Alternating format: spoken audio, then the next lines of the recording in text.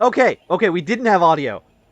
Everything is breaking. Okay, so apologies. My computer just crashed because it hates me and hates everything I do. We are. Oh, It should be fine. We should be okay. Glad I got the Everything's audio. fine. yes. Now we've got audio. Now people can hear us. Now everything is gonna work out. I've got a new mic I coming. blame Bookie. Yeah. I also blame Bookie. This only happens when Morgan's here, so that's kind of as per usual. Morgan, you've caused some kind of technological nightmare again. I channel Bookie in the most purest of forms. As you do. As you do. So, you were asking. So, you had asked a question that I didn't Yeah. hear originally. What was it? I asked about last session we ended with the Archdemon after realizing that we had in fact taken this box and flash drive had given us an expression. I could not remember what said expression was, whether Okay. that was a scowl or So- a nod. You hadn't gotten one. You could not see its face. That's a very important factor of I the see. Archdemon you saw. You both did not see the actual the Archdemon directly. Mhm. The time you saw the Archdemon was in the form of seeing it through your prognostication. Using it when you There were was- using your damn foresight, you saw it from behind. Like the Archdemon was standing facing away from you and turned slightly back. So you saw the edge of its face, which in truth is less of a face and more of like a caged mask glowing blue. There was, however, But there was a when you shadow. had Yeah, after you took the box, you did Yes. see a shadow of the Archdemon, a shade in the mist. I see. And the shade gave you, I suppose you could call it a nod, an incline of the head, you're not sure what it meant, in all I honesty. see, okay. But it gave you a little notion. Okay, thank you.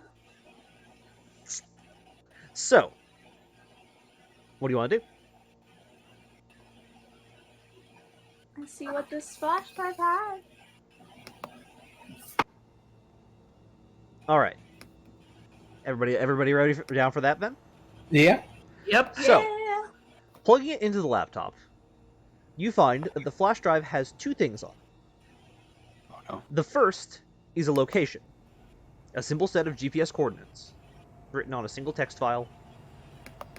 Underneath is a simple question mark. The second, mind you, is what appears to be the remnants of the code that Anna had put on there originally. Only you can see at this point. Oliver, would you give me a lore occult test at TN9, please? All right.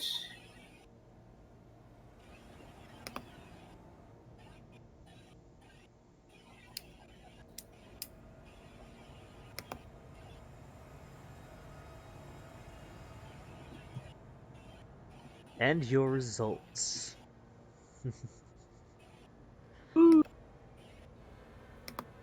Let's see here. One success. All right. So, looking at this code that's left in this file, it is an executable program. You can look at it and see what it does, and you see that it is. You are, in a sense, it gives you the information you've been missing in a lot of cases for the various bits of code architecture you've seen around the city. The things that Anna was setting up, the things that the spider was setting up, right? Mm-hmm. The code is designed, in essence, to act as the receptacle for a spell. It is the digital equivalent of a scrawling of a magic circle, right? Mm-hmm. And in your occult knowledge, you know that a circle in magic keeps things inside or out. This code is the digital equivalent of a magical circle, and in fact is the digital equivalent of multiple linked circles, each code relay forming the spell, keeping it within it, and storing it. All these relays, you can then see, are coded to have an activation, at which point they will release said spell. It appears that should, in the name of a traditional ritual, this spider archdemon has been cheating, significantly so. Whatever her plan is, and you're not sure what it is, it involves enacting this spell en masse across the entire city.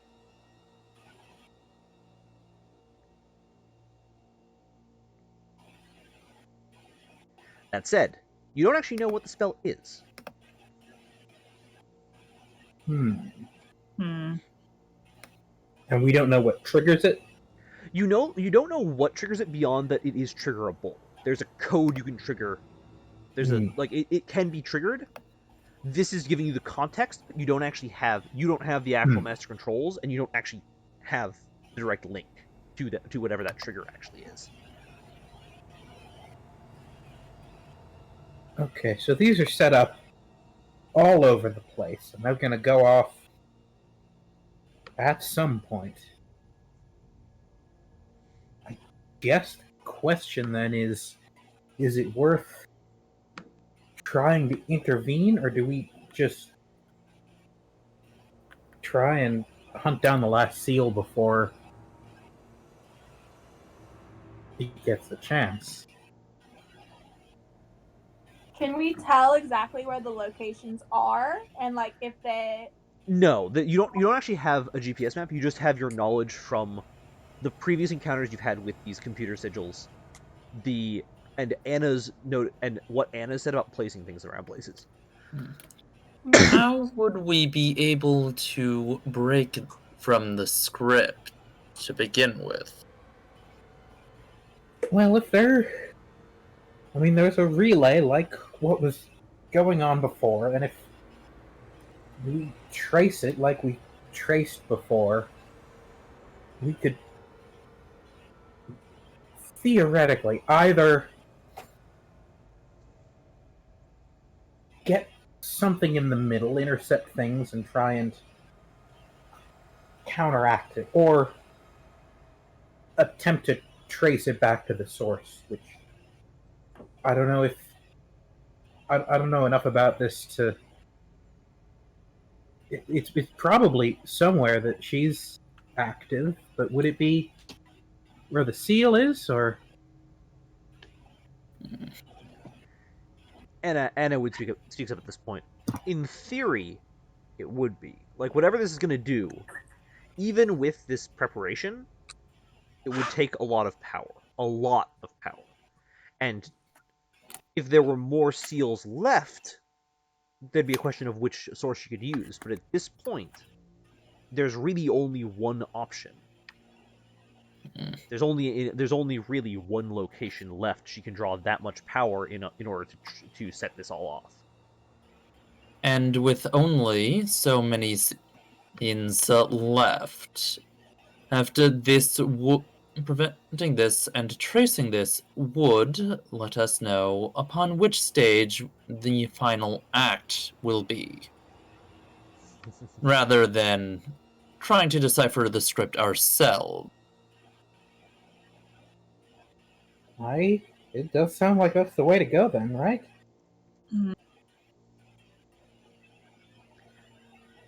So then, what's your plan?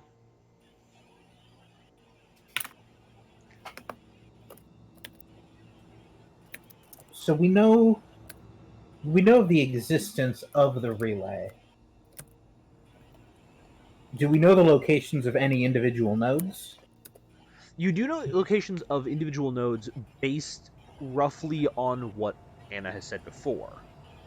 That said, you still don't know what is up with the stolen USB drive or why that was stolen from the databank. And you do know that you've already probably destroyed a relay, being the laptop seal in the storage unit. Beyond that, all of the places that Anna has talked about being those places like the Cave in San Bruno, Alcatraz, the zoo, the server farm in Balboa Park, the Land's End Labyrinth, all those places that she's gone out to do things are possible relay locations, but she doesn't actually know enough about what about what her jobs were in relation to the relays to know how much of them are relays or how much of them were just set up.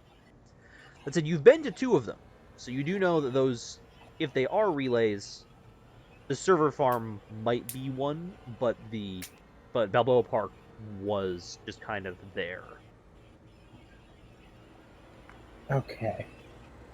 So, tracking down,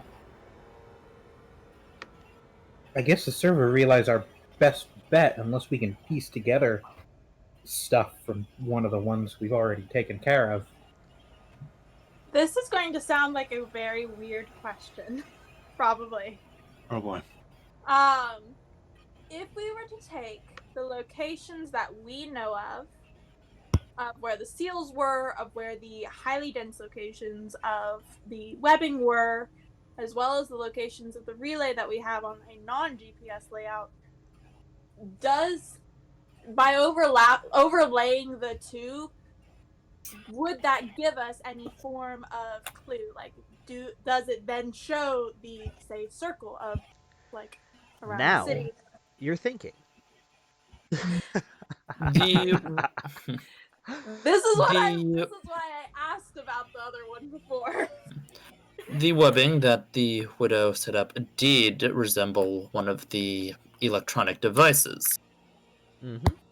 In fact, if you were to overlay the maps, to take your own rough recollections of where the webbing was in the sewers, over the city, all across the places, across the bay, combining that with the form of the rest of the map, combining that with the locations of the seals you've already been to and the rest of the city. Liz and Oliver, which one of you has a higher streetwise? I've got nothing. I only have 1. Liz, would you give me a streetwise roll at TN8, please? Okay.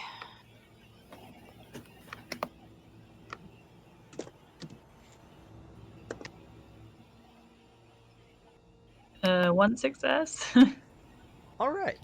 So, as you look over it, something catches your eye, particularly just a strange little tidbit of everything. The paths that these take, the paths that all these strange webs take, aren't as random as they would look. In fact, as you start looking at it, as you start seeing where is it all? Where is the commonalities within it? You realize that they're actually forming a path through the city that's relatively familiar. How familiar are you with the particular area of San Francisco known as the Painted Ladies? I mean, I don't imagine I had much reason to hang around there. But you are It's familiar with, more- like, yeah, that they exist. I know they exist and where to find them, and I've Mhm. been there before, but So you would note that they are, this path circles them. The way the locations are set up, the way that the seals are set up, the Painted Ladies are, in fact, equidistant from all these points. Or not, if not equidistant, then connected in some, then unconnected from the web from what you can see. It's like a circle is around it. The web stretches out and around, but that's a section of the city that both you haven't been to, and that is curiously absent in any of the rest of your investigation. Oh. It's near enough. It was near to the power stations that you went to. It was near to the De Young Museum when you went there. Even the piece stretching across the bay branches out from a location that connects downwards from the Painted Ladies up Market Street and all the way up. You may have just found I something. don't know. Maybe it's telling us we should go check it out. Yep. As a note for people who aren't aware of what Painted Ladies are, because not everyone here actually knows what, San Francisco is. And most of our players don't, Including in most fact, of your either. players. Yep. The Painted Ladies are a series of very famous houses in San Francisco, a historical row of Victorian houses well known for their appearance on movies, TVs, and postcards. You've ever seen that shot of like the classical shot of San Francisco with the long, like the tall Victorian style buildings all painted in different colors going up a diagonal mountain of a street? They're that. They're a very famous, I say landmark, but the Painted Ladies they are technically a historical landmark, and they're primarily just like some weird looking cool houses. They are notable for being very, very lockstep and in a row. However, there's a very notable kind of imagery with them. Very identical, shall we say. So then, here's the question. It is now the end of the 10th day. Is there anything you wish to do before you move to the 11th?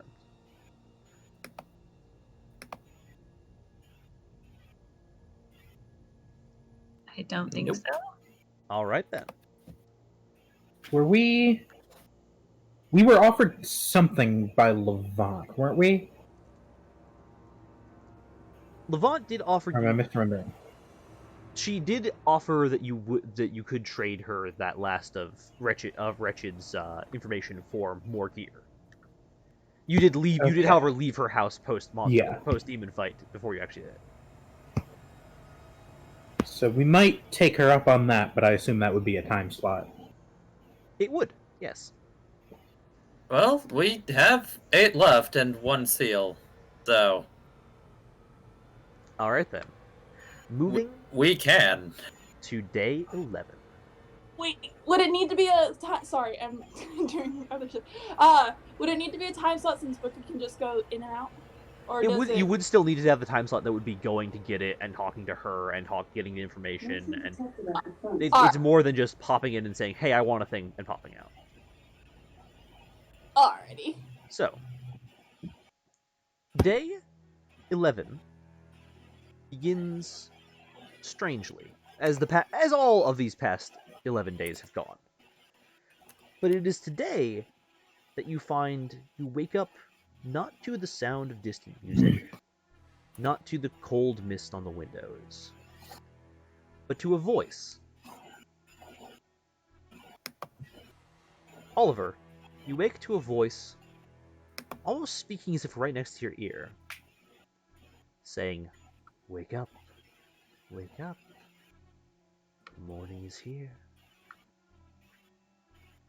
It trails off into gibberish, strange, almost murmurs of almost words, but it sounds almost conversational,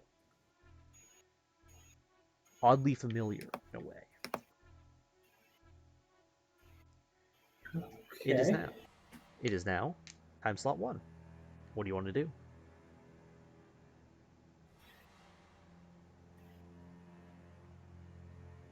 Well, So probably worth- Levant or the Painted Lady? Probably Levant first. Yeah. Probably. Get everything done before headed to the Painted Lady. Probably a good idea. All right, so you're going to head over Acquire to Levant. props before the grand performance. So you'll head over to Levant's and go talk to her. Mhm. So the fog outside is even thicker now. You can only see barely 5 feet in front of your face. It is like the whole street is just blanketed white. Buildings are barely visible in the least. Everything seems muted and distant. The music that you've been hearing over the past few days is still present. You can tell that it's growing. Not in noise, but in tempo, in tone, a slowly building crescendo. Every so often you hear another snippet of that voice, an almost word, an almost conversation. It chimes in with sometimes you hear strange little moments, bits of something you almost recognize. It almost sounds for a moment like it's talking to you. But then you realize that it's not. Or if it was talking at all in the first place. You'll find yourself often turning to address a voice of someone calling in a familiar tone, only to not find anyone there at all. Every so often, you see a silhouette in the mist, and it's hard to tell at this distance, at this time, in this fog, if it's human at all, or even really there. Now, when you enter Levant's, Levant herself has her manservant come to the door and answer for you, but the whole place is of a much different air than before. Where previously it was stately and opulent but welcoming, now it is hunkered down for the last part. The curtains are drawn, the fires burn low. Her manservant looks tired, but not in a supernatural way, just in a way of paranoia and exhaustion and too much in too little time. She'll be waiting upstairs, he tells you, and motions you up. Oh. Let's get to it then. Heading upstairs, Madame Magdalene Levant answers with a kind of strange affront to her usual composed nature. The last times you've met her, she has been prim and proper and very, very fancy. At this point in time, she is still very much putting on that appearance, but an untucked hair here, a bit of a tension in her brow there, and you can see that she's very aware that time is running out for you, and very aware that there are other consequences to that. Doubly so, perhaps, after you nearly burnt down a room in her house fighting a demon. There is a strangeness of knowing that what you thought was a safe haven is no longer safe. Or never really was in the first place. Welcome, she says. So, after running out yesterday, I suppose you're here to apologize for... And she kind of vaguely motions in the direction of the room. Yeah, sorry about I didn't that. set it. Didn't realize. I didn't set it on fire. And I'm very thankful for that, truly. But sometimes, but the rest of it wasn't exactly helpful.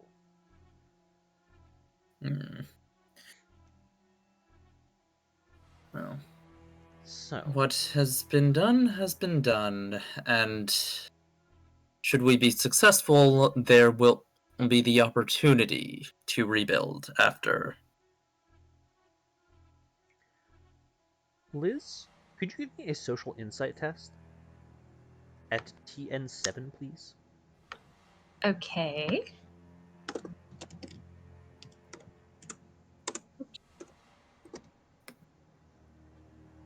Seven, you said? Mm-hmm. So that's 2 successes. Alright.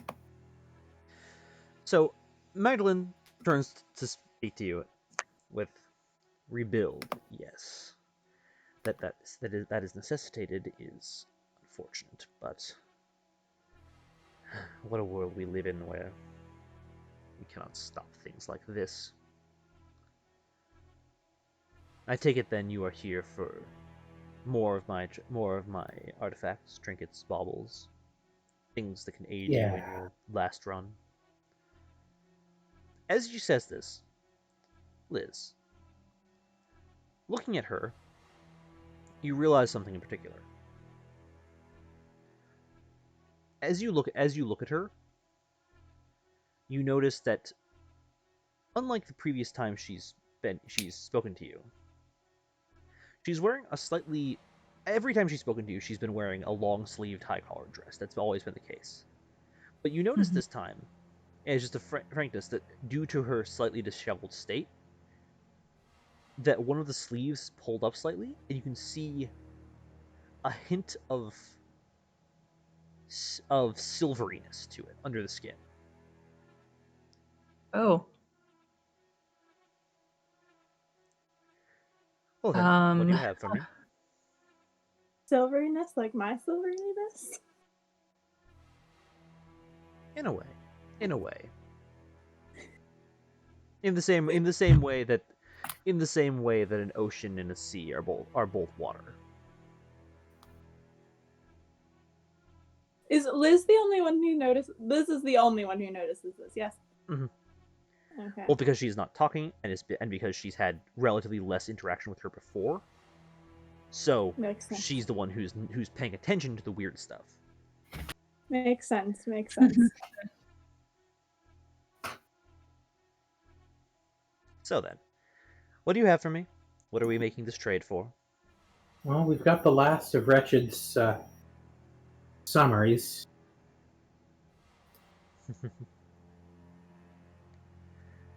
All right. Let me take a look.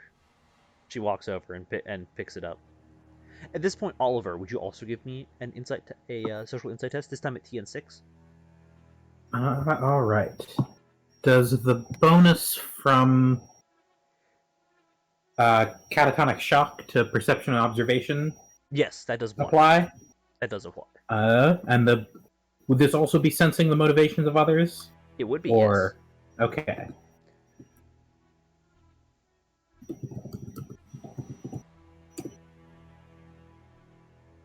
That is 3 successes. Nice. Yes. Very nice. So, as she comes forward to take the book, you note that she is holding. You note that not only do you see the silveriness underneath her that's coming free from her wrist, you also note that the way she's moving seems to be like she's moving in a way where she's walking specifically towards Oliver as a kind of way to bypass the demons around him. Right? She's basically she's trying to block off Oliver, at least in terms of spacing. Is this something that the demons are also noticing, or only Oliver is aware of now? It's not particularly obvious. Doubly so if you're the demons and aren't like knowledgeable about human body. Like it's a lot of it is weird body language stuff, which, being that your body languages are very wildly different because you are demons, isn't as apparent. Given that, yes. It's the like if you saw it pointed out, you would get it, but it's not something you pick up very well on your own. I can't do my damn foresight to actually do the detect demon stuff. I mean, given that Liz is already somewhat alerted to the fact that something weird's going on, could she possibly move a little bit closer to Oliver just so she's absolutely, in range to keep him safe if anything happens? Absolutely. You've had a few days with her transcripts. Have you had the opportunity to look at them in detail yet? Some, yes. She turns her head to look at. She turns her head to look at Wretched. They are interesting, showing a breadth of experience, I would say. And yet, the question keeps remaining on how you've made it through all these times.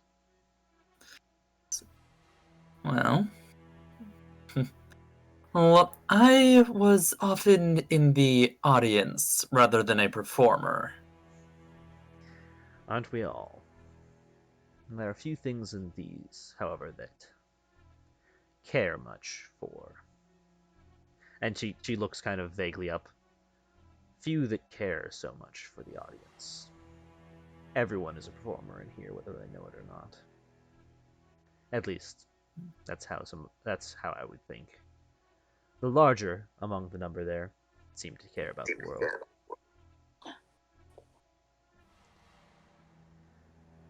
All right then. Alas, so few do. All right then. She takes the book, the Rich's the copy from Oliver of Rich's books. All right then. What were you looking for? And she directs you to her own particular catalog. So in terms of items, she does have quite a lot still. She does have, in fact, if you can see an occult item in the relic section, she does have access to basically most of them. She does not have another set of exorcist robes. She does not have a Makohito Führer. She does have a similar looking club and some various tomes, as well as a few things you've seen in the past, like Hand of Glory. She does also have another silver stake.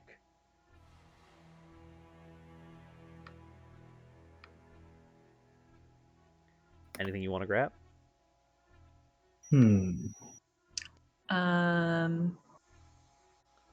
silver stake, maybe. Remind me what that does. Okay, so the silver stake is the item that you've used once. Anna used once. Yeah, she does also have a set of very impressive looking chains. The silver stake Anna used once. I believe you used them at one point, but it's a one-time effect that's a incredibly high damaging hit that forces a demon, if hit, to make a difficult test or be forced to flee. But once you use it, disintegrates. Right. Okay. I'm allowed to take stuff too, right? Yeah, like this is she's willing to trade you. She's willing to trade you stuff for an item. Like it's you've traded her this. You traded her this. You traded her this record of Wretched's past. You can now trade for one item. Okay. So she does have that. She has a set of very heavy looking chains, which are an item you guys probably aren't familiar with because they're in the full book. I don't know how much you've looked over that. And she's also got another set of. She's got a Hand of Glory. She's got some various tomes. There's stuff there. You said the Makohito too? No, she does not have a Makohito. Oh, she doesn't. Have, okay. She does have a similar looking kind of wooden club ringed with teeth, but it's definitely not the same kind of thing. It's much smaller, actually. So I'm not familiar with that one. No, you are not. Okay. Well, Oliver, this is your show. So. Yeah, chains seem like they'll come in handy. Do we know what they do? I guess do we? I've been looking at the book. You wouldn't know directly what they do, but Levant would actually explain to you, like, yeah, what these are supposed to do, mind you, is that they're supposed to hold demons in place. If they effectively in actual rules text, when wrapped or fixed upon a demon, the demon cannot move beyond the length of the chain, but it does, however, prevent them. The enchantments can't last forever, and the chains stop working at the dawn of the new day. When a demon is chained, it's physically observable in the real world, but in order to actually chain them, you have to wrap them in the chain. You have to actually chain them up with it. If you do chain them to a thing, they'll still be stuck, but it won't fully manifest them. You'll get a limb if the limb is wrapped.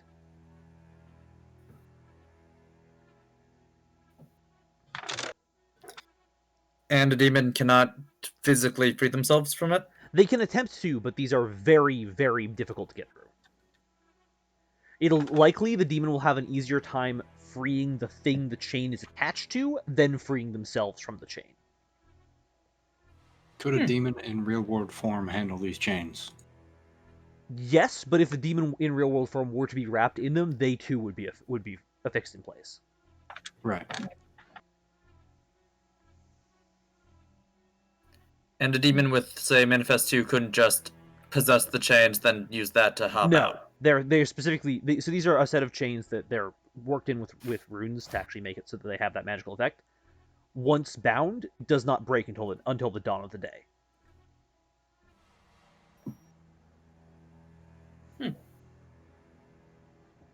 Yep, a human can remove them, but a demon can't.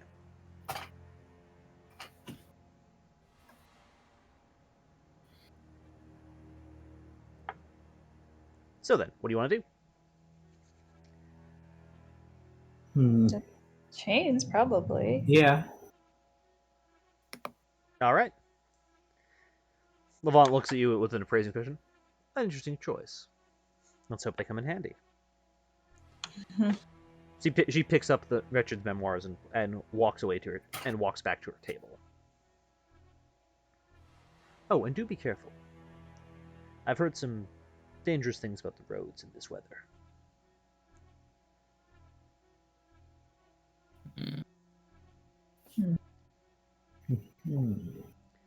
Would likely be unwise to drive with the stage as it is.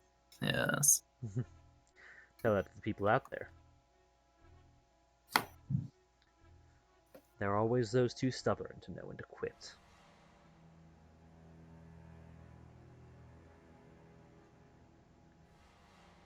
So then, anything else you want to do here, or will this finish this time slot? I think. Done here. Yeah. Did the humans ever give any indication of the weirdness of that Levant has been giving off to us demons? I mean, I don't know if Liz can right now because she doesn't want to tip her off that. Right. Yeah. Mm-hmm. I don't think Oliver would mention it. All right. I guess Wretched does have one question, but if the rest of the party clearly wants to get moving, he would not ask it now. All right. So I don't have. you head downstairs, out the door, and back out into the mist.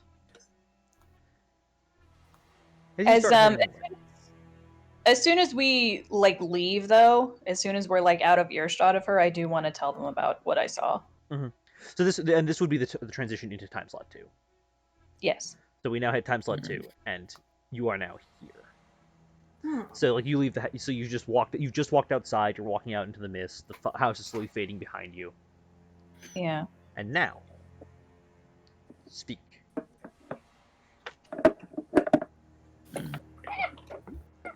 Sorry. So yeah, if you want to tell them, now's the time, right? Yes. So I will. So just did any of you guys see what she had under her sleeve? There was A little bit. I'm afraid I did not examine her costume. It looked something shiny, I think. Something like what Bookie has. I don't know if that meant anything or. Out of character, please remind me, what does Bookie have exactly? Bookie has a mirror-like skin. Oh. It could possibly be that our friend has actually been a demon in disguise. Similar to how we have our manifestations. She may just have hers. Richard looks slightly put out not having that ability yet. In Richard's experience, for anyone who has been through the ritual and survived and had the seal in a relatively obvious location, once they break all the seals, does the marking on their own body also disappear, or does it leave some form of remnant? It does. It can do both, depending on how the seal is broken. Richard, you've seen more than one ritual, effectively, right? You've seen effectively 3. Yeah. In one case, it left a very obvious mark. In other cases, it didn't. There were other remnants of it. In any case, there is always something left behind, be it for good or ill.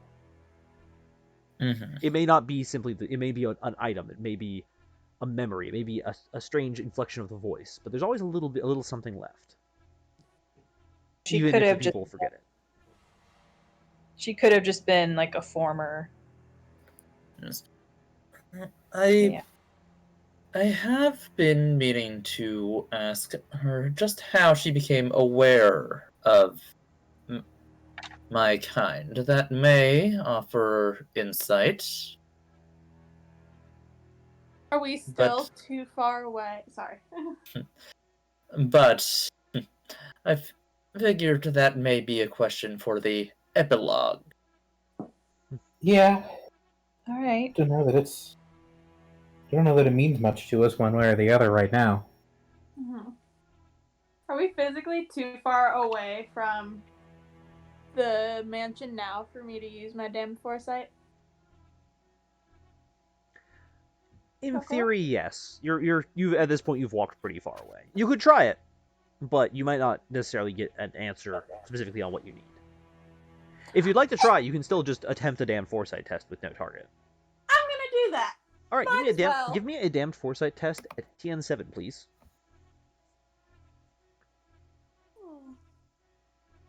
3D10. Oh my gosh, I hate. I'm typing on my tablet and I hate everything about it. Oh god.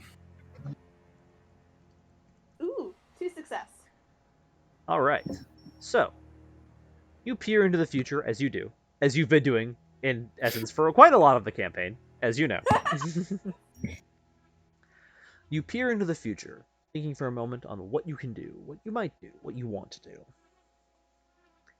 It is at that, and you see something in particular. As you walk, as you do, your vision blurs to the streets. It basically is looking behind you, right? Mm-hmm. And as you walk from this third-person angle, you see your footsteps leaving silver footprints on the pavement, on the cobblestone. An errant brush against a lamppost leaves a silver sheen where the once solid metal of the lamppost was. It appears in some ways that something is going to happen. That you know as much. What it means, well, you're not exactly sure. Well, I would relay said thing to everybody. Of specifically emphasizing the silver sheen that you mentioned. Especially since it's very similar to, I would imagine, the silver on Levant. On Levant. It's very similar indeed. In fact, it's right near identical.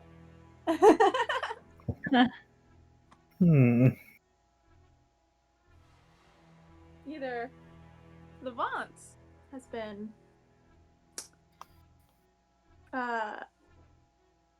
why have I lost the ability to talk? I've lost all words. Oh my god. Visited. The word was visited. There you go. Yeah, Levant has been visited by a demon that's going to be paying ourselves a visit soon, or they will be the one visiting us. I think.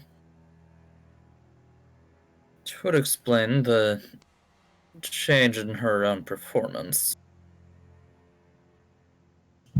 Call it magic tracking mold from Levant. Oh no. Can we looking around, can we see anything on ourselves? No. Especially where she touched Oliver? In fact, she never actually touched Oliver at all. Oh, she simply took the papers from him. I see. That said, looking around is a tough prospect given the current weather. It is true. In fact, it is so foggy, in fact, that even if you were leaving behind strange footprints in the dirt, you kind of can't see them very well, if at all. Mm-hmm. Goodness.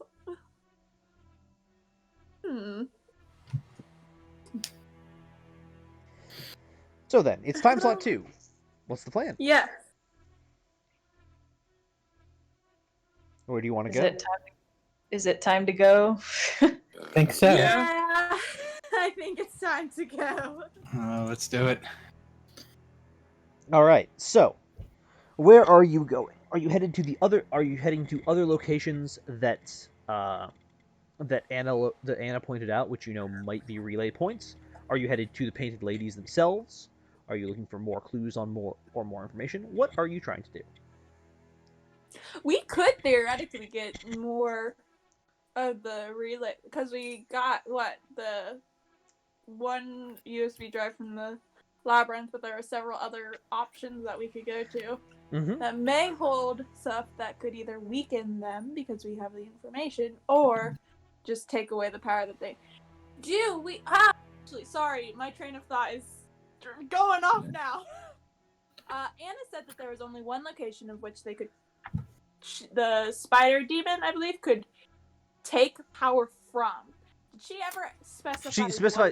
She mentioned that That it would be the seal. Yeah, she'd have to be triggering it from the seal. Yes. Okay. Given how the Widow prefers to operate, it is possible that the trigger might be us stepping on stage, or that it would be triggered once we have done so. Yeah. So, but we also only have so much time left.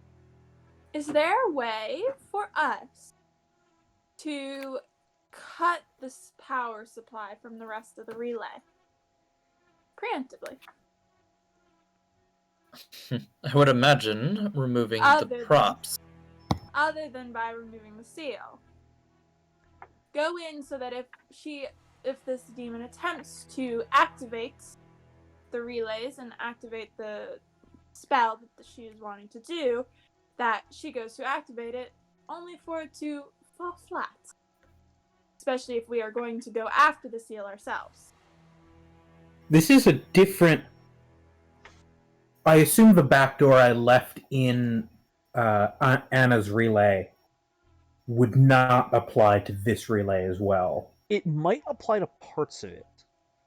The thing is, Anna set up some of the relay, but you don't know enough about the rest to properly backdoor into the rest of it. Even with the mapping of it that we have? Yeah, like the mapping you have gives you possible locations that more might be. You would need more information to fully access it, especially remotely. Mm-hmm. Would we be able to get in and siphon some power? That's maybe. The thing about the power of the seal is that you don't know how to access it, if it's accessible at all to anyone that is not a greater demon within the ritual. Would Wretched know, given his experience, about the possibility, or his experience would have not given him that kind of insight? I don't think his experience would have given him that kind of insight, but it would have at least given him a theory on the idea of it working. A theory on, like, you could, in theory, the seal is a relatively neutral power source. It's tappable, but the mechanics of doing so are something Wretched doesn't actually know about. You have the theory of making it happen, but not the theory of how to make it happen. No, I believe that something could be done, but I know not how. It is likely we would need direct access before we could change the script in such a manner. This is a lot of thinking when I've got 10 grip and 4 XP. The king mantra. I believe we either deal with the remaining relays and then hone in on where we believe the seal to be, or we go for it directly. I have a question. Have more time. I have a question. I don't know whether or not Bookie would actually be able to present this information, but I would assume Oliver would if this is a thing that can happen. I'm gonna speak through Oliver, maybe. Would it be possible to, since we have a connection that could possibly get into the main source, i.e. the seal, would it be possible to send via the relay that we have a virus of sorts that would go into the main source, i.e. the seal area relay, and then scatter out to all of the rest to shut them down via the virus? This code mage bullshit is getting out of hand. Okay. So, you could attempt it, but you don't. Again, it's a lack of information. You don't know enough about the actual architecture of the main relay and what the actual setup is there to know what would be effective and what wouldn't. It could, in theory, you basically have the other problem of it could shut down. It could just shut down Anna's section. It could interact with the main code and not work at all. It could trigger the whole thing immediately. You just don't have quite enough information to make the real guess. You need either a better look at the actual way it's set up, or you need to get to the root trigger of it, which you don't know what it is. I see. This is going to be my last question because I'm sorry I'm being all... would it be... Sorry, let me think. Is there any similarity between the structures of the relays and such that we have seen so far that are similar enough to the project that Oliver and Anna worked on in their past? Is there anything similar to them?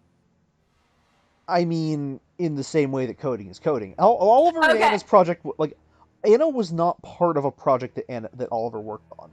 Oh, Anna was an unfortunate bystander in that process. Right, I remember this now. Yeah. Okay. But there's coding in there. It's a similar kind of coding because coding. Okay, I wasn't sure whether or not it could be like. It's not quite that referential. If they had worked on the same project, it totally would have been. But, you know. Okay. Okay, I'm done with the metagaming questions. This is a game with lots of meta. Let's do it. Anyway, what are you actually doing for this time slot? Yeah, I think getting a better sense of the structure of the relays is probably then ideal. We best proceed to the relays themselves. All right then. So, which one? We have several. You have several Yes, options you here. do. Where you headed? Alcatraz, the zoo, the cave in San Bruno. Anyone places you visited before? I still want to go to the zoo. There were the two other places that we didn't get to visit when we split up, right? 3 actually: Alcatraz, the cave in San Bruno, and the zoo. Oh, I thought there were 4. Yeah. Okay. So of those, which is, I guess, Alcatraz is assuming, because it's Alcatraz, the furthest away. Actually, Alcatraz is technically closer to you than Balboa Park. Or than San Bruno. Yeah. So Alcatraz is on an island, but you are currently right up against the shoreline, because that's where Levant lives. Oh, I see. So technically, it's the kind of thing of like it's either go all the way across town it's going all the way across town to get to San Bruno, or it's going up across the water to get to Alcatraz. Well, I'm more referring to not distance from us, but distance from the Painted Ladies. Again, actually, technically, Painted Ladies is closer to being almost in the middle of the two of them, but Alcatraz is still technically closer. And there is the issue though of getting to the island. Yeah, that's kind of the. I don't imagine the boat tours are running right now. Are they? Not in the least. In fact, basically every boat in the city is completely grounded, as are all the planes. Yeah. Does Bookie care? That makes it a Bookie job. Yeah. Like, we also have 3 demons who can absolutely hijack a boat. All right. Let's not repeat. I can past. where the tours are going. Maybe you just go in. There's mirrors there. Yes, there are plenty of mirrors there. Except... Actually, having been to Alcatraz, there are plenty of mirrors there. Although, we would need to... You, Wretched, points towards both Oliver and Anna to examine the props once found. If you could... Bookie, can you carry stuff through?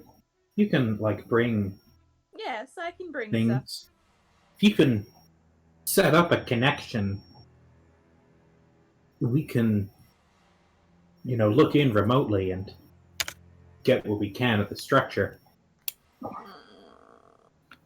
I don't think I can do that, unfortunately. I mean, I believe... it would depend on the complexity. Okay. I was gonna say I've never using the mirrors to be basically like a looking glass. Oh yeah, no, that you can't do. Yeah, that you I can't think do. so. But If you bring a little dongle and plug it in, A little dongle. Well, if you bring a Oh my USB god! drive, Can I have a yeah. GoPro? Oh my god. Okay, yeah. So basically the question is like either you bring a thing that lets them remote access the desktop of whatever computer-y thing you find, or somehow you try to get a GoPro and see if you can successfully carry a GoPro. so as fun as talking Bookie through the hacking sounds, it's probably a better idea to just like plug something in and get remote access. while she does so, should we have our own scene? No, or would that be taking you too far away? One of us should probably stay back and somewhere secure so that we can work with Bookie. Liz and Wretched and Anna and King can always go to the other 2 locations as well. We are now the benefit of having 6 of us. Anna wisely points out, yeah, and we do have a problem though. And she points up at the endless fog. Everywhere is enemy territory now. You realize that, right? Doubly so with the hole, and she just kind of waves her hand in front of her face. Yeah. Yeah. Did you guys see through that? Is that a demon thing? Nope. Mm-mm. They're just as blind as you are. I am less blind, but in a different way. Yeah, we might not want to spread ourselves Too thin. thin. If Wretched and Liz want to go also try and hook stuff up such that we can access things remotely, the 2 of us could hunker down with King somewhere and manage from a distance. Could. I'm open to a sideshow. Oh. Sorry, I don't know. If All you right, got then. that. So, let's lay out the plan. Yes. Who's going where, in what numbers, and how. Okay. So, Looks like Liz and Wretched are going to the cave in St. Bruno. Is that where you're going? Either the cave or the zoo. yeah, your choice on that. Oh. In that case, I would say zoo, because that is not stupidly far away. It's still pretty Yeah. far, but like less far. Yeah. And then Jonah. Bookie to Bookie's Alcatraz. going to Alcatraz, and everyone else is holding up in like an internet cafe somewhere. Bookie Alright. gets a GoPro. All right. So, first off, Oliver, you have the money talent. Would you mind giving me a TN6 acquisition test for getting Bookie a GoPro? Sure. All right. I love it so much.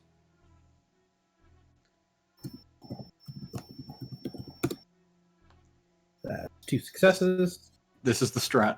You have obtained a GoPro for Bookie. Bookie, do remember, if you're in your demon form and you get hit, your GoPro will drop to the ground. Yes. Dark Manifestation, if you get hit at all by anything, everything you're holding drops. So keep that in mind. Yes. Goal, do not get hit.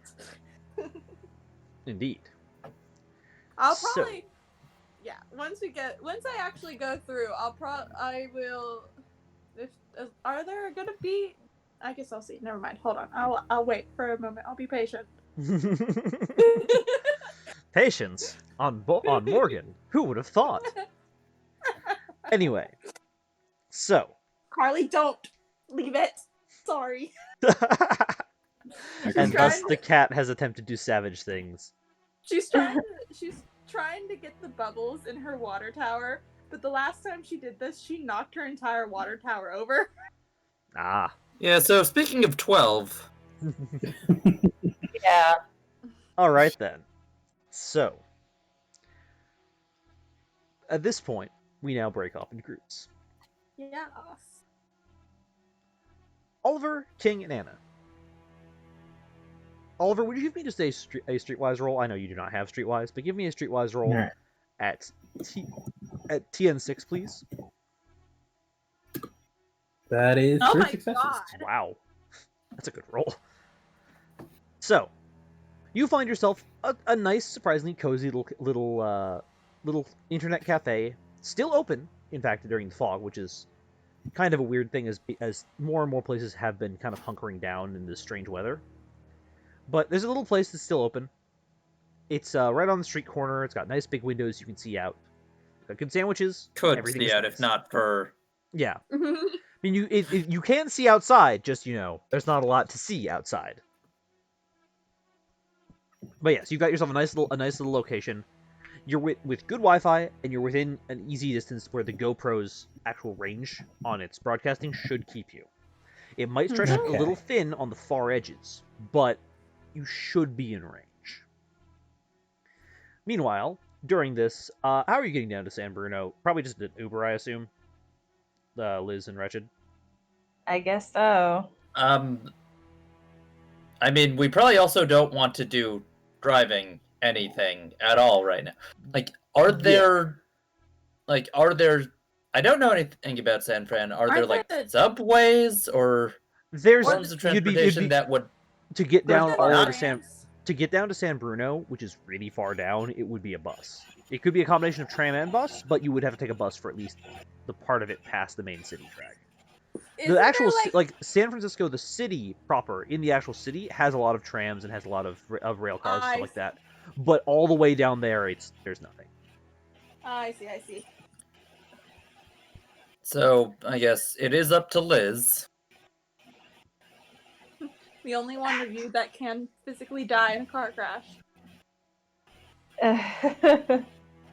Well, when you put it that way. I'm sorry.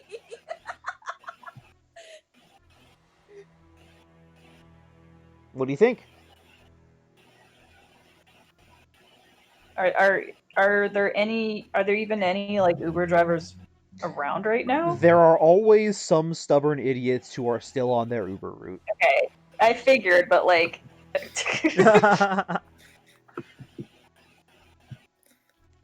I mean that still seems the most straightforward way, doesn't it?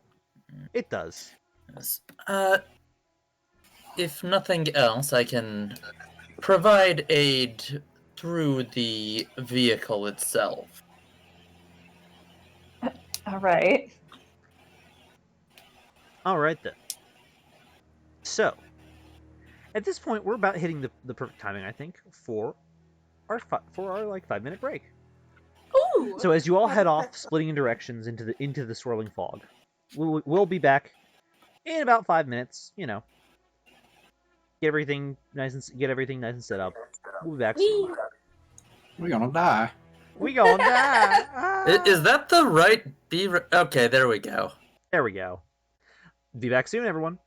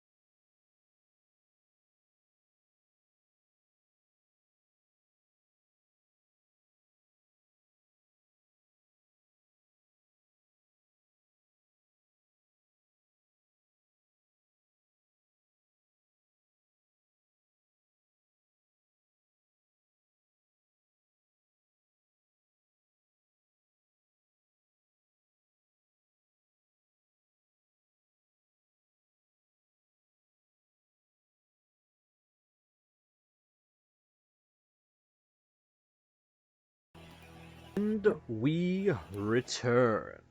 Why, hello. Once more to the breach, everyone. So, currently, let's start off with Bookie. Bookie, you're out on the pier. Alcatraz lies a vaguely, barely visible, shapeless mass in the veil of fog ahead of you. Mm-hmm. How are you getting there? By mirrors. Indeed. All right, so you just step into a mirror, step out of one in Alcatraz. Give me one moment. I need to roll a die. I am making sure that although they're in the Oliver and Anna and King are in an internet cafe, and they guaranteed have a bathroom that has a mirror, they also are going to have my compact, just in case they have to make a last-ditch run so that I can end up at least near them. Sounds like a plan. So then, you emerge in the middle of Alcatraz. Literally the middle, in fact. You emerge. Ooh. So in Alcatraz, you emerge in what is called the main cell house. You pull free from a mirror inside a shower in the main cell house area. The whole area naturally being long since abandoned.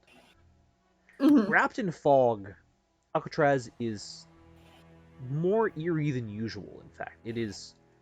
Alcatraz, at the best of times, is kind of a daunting, stoic... it's a grave to a type of place that doesn't exist anymore, right? It's a strange and terrifying monument in some ways. This is much the same. This is very much the same, in fact. Do I notice any any humans around? You do not. In fact, even using your prognostication sight abilities to try to view life, there is nothing there. The whole place is empty. Alright. If that's the case, I'm actually going to switch. So there's no demons either. Okay, I'm going to switch into my real world just for right now so that it's probably easier for me to hold the GoPro. Mm-hmm. And actually strap it to my head. Because I was told that that's where they go. It takes a moment of you fiddling around awkwardly with straps. You now have a GoPro on your head. You are connected. Oliver, you and Anna can both see through the camera. I doubt King is paying attention in all honesty, but you can see through the camera of the interior of Alcatraz. Oliver, would you give me a lore history test at TN8, please? Alright. Would bookworm apply? Bookworm would apply here, yes.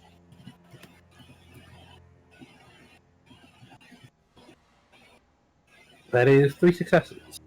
Alright. So, you notice immediately that there is something subtly off about the inside of Alcatraz. You recall it then from a book, one of the many that you've read on basically everything, because as your bookworm trait implies, you read a lot. You read a lot for no reason. You enjoy it. It's fun. And as such, you have a large repertoire of relatively useless trivia, usually only useful for Trivial Pursuit, but in this case, useful for saving your life. The interior of the building is wrong. The actual insides of Alcatraz are incorrect. Locations where there should be proper cell signs that you see are not in the right places. In fact, as you look at it, it looks a bit both backwards, in that it is things that you're seeing that should be on one side of the building are placed in the other, but also that it seems to be just generally incorrect. There should be a door here, there's not one. There should be a window here, there's not one. The whole place is a facsimile, in a way. If you have to put a word on it, you would say it's almost like a depiction of Alcatraz and not actually Alcatraz. Bookie, you're sure you went to Alcatraz? That's where I felt that I ended up. And because that's not. I'll describe what I'm seeing through the camera to make sure it's what Bookie's actually seeing. It is. Bookie, you I'm are seeing the assuming. same things. Okay. That is in fact what I am seeing. There does not feel to be any soul around. Neither human nor demon. Okay, but that's not what it should look like. Is there some other abandoned jail cell in the middle of the water that I could somehow have confused it with? Don't know, but unless they would, they can't have rearranged things. But this looks like more like a set than the actual. You do have a way of knowing when you're in like an other world, right? You cut out very briefly, but I got that last question. I would be able to figure that out. Yes, Joko? Yes, you would be aware if you were in another world. Okay. Unless it was unless extenuating circumstances, but for your knowledge, you would be aware. You would think. For the most part, there are very few cases of which I could think of that would put me unknowingly into another world. Because the layout here, what you're seeing, is wrong. That's not the way the place looks. I do not know what to tell you. Perhaps Yeah, there has been some manipulation over here recently. I mean, just stay on guard, I guess. that I can do. So, okay, where do you want to look? You do have Anna can tell you where she was sent to go and what she left there. She was sent there with a laptop that she was supposed to set up. Her setting it up, in fact, was supposed to be in a building relatively hard to reach called she was supposed to set up in the top of the lighthouse at Alcatraz. The Alcatraz lighthouse itself is a relatively strange building. It's in a separate building from this main cell that you're currently in, but not too far. It's still on the top outcropping of everything. Mm-hmm. I think I remember seeing it when I visited. Mm-hmm. Oh. I would head there then, since my goal is to get the laptop that she's left. Yep. All right. Upon heading outside, you note that that the fog is still thick here, but there's an oddness to it, a slight shimmer. You also notice that the sign saying recreation yard is incorrect. So the recreation yard itself is a proper yard where the prisoners would go out and do their workouts and do their various recreational activities. Mm. The sign denoting the recreation yard is backwards. Not just backwards, but reflected. Recreation yard staring back at you from mirrored text. Hold on. Okay. Also, Bookie, would you make me a damned Yes. foresight test at TN7, please?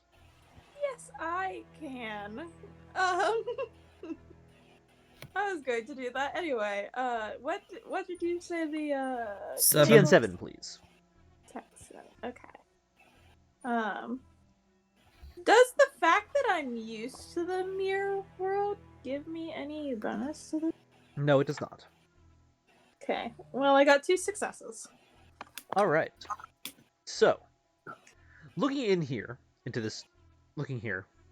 something pings at your prognostication, and you immediately jump into it to try to see what is happening, what is up. Only to just see immediately that something is coming for you. Oh, You see beautiful. You see what appears to be almost a spear. A lance of burnished copper. Like a flute, perhaps. Or some kind of... or like a brass instrument, really. It's odd looking. Lancing down towards you. When you come back to the present, you hear a whistling in the air. Well, I'm going to dodge. Alright. Let me make that roll. Let's not get skewered by the flute instrument that I just saw. As you have all 4, it does still get 1 hit even if you have all 4 tokens. Roll 10. Aw. So, you leap back because you have all 4 tokens because they're just trying to hit you flat-footed. You leap back as a lance in the shape of almost of a brass flute flies at you and just clips you. You take 1 grip damage as it pins. Hanging on the side of the water tower, or not the water tower, hanging on the side of the lighthouse, you see a demon look up at you. A crown of horns, small ones, not like the horns you saw in the theater, but similar in a way. Very junior in a way to the great rack of the archdemon you saw. Peers down at you. It opens its head is a mask almost, a strange contraption of brass and steam. It opens its jaw, and from it you hear the piping sounds of music. A familiar music, if Oliver's descriptions have been correct. Mm-hmm. The rest of its body is almost a thin skeletal conglomeration of flesh, bone, and metal, wreathed in thick steam. A single eye peers from the center of its mask, which focuses in on you like a camera shutter. Meanwhile, since I got clipped, did that cause me to drop? You are in real world form. You do not drop things as long as you stay in real world form. Perfect. I thought that was the case, but I wanted to just clarify. So Oliver and Anna can also see this demon. Yes, they can. Okay. They are fully able to see it, as can King. Asking King. If King is paying attention, which, fair point, King might not be. Wretched and Liz. Well, I'll say that he is, but I don't know if I am. Alright, Wretched and Liz. Yes. So, you're heading down to San Bruno. Mhm. The car ride is...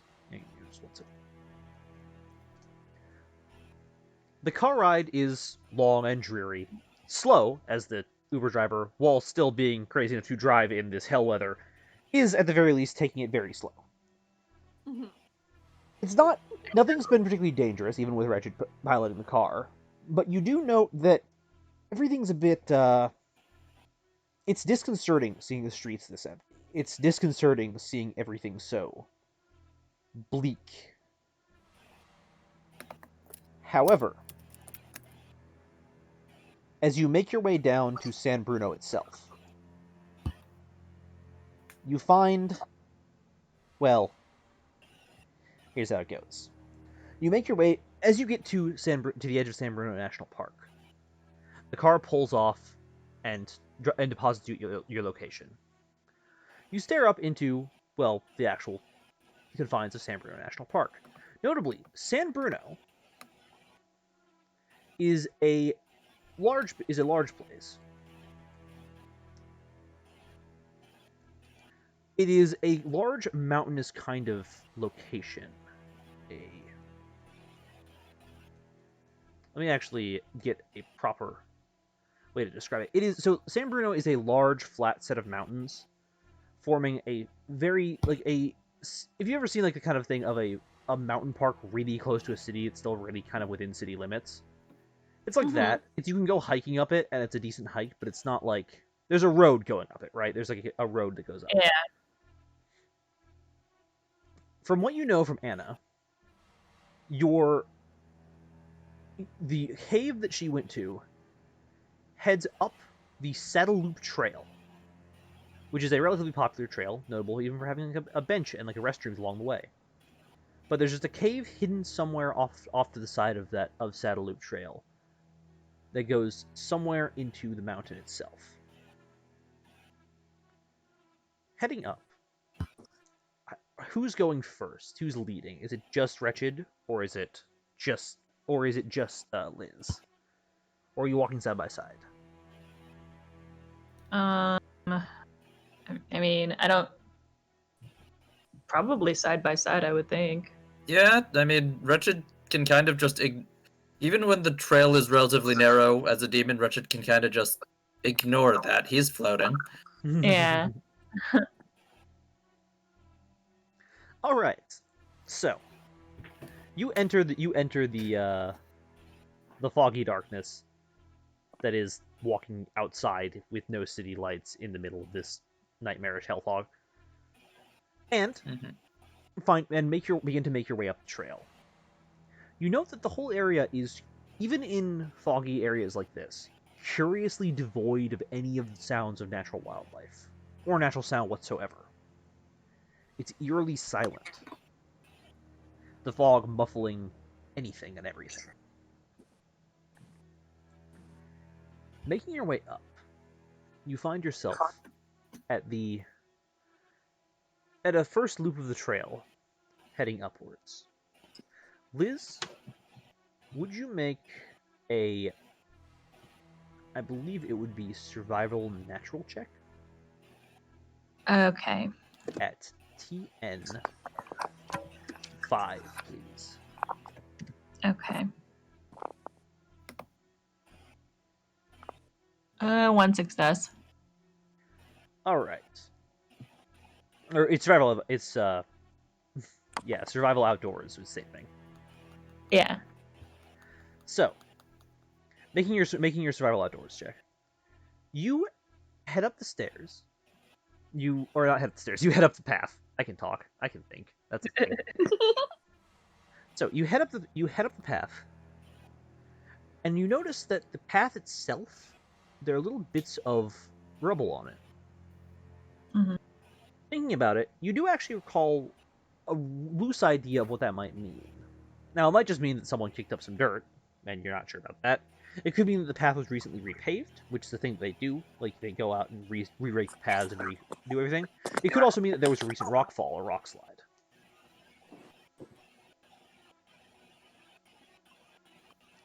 In any case, is there anything you want to do as you head up beyond that?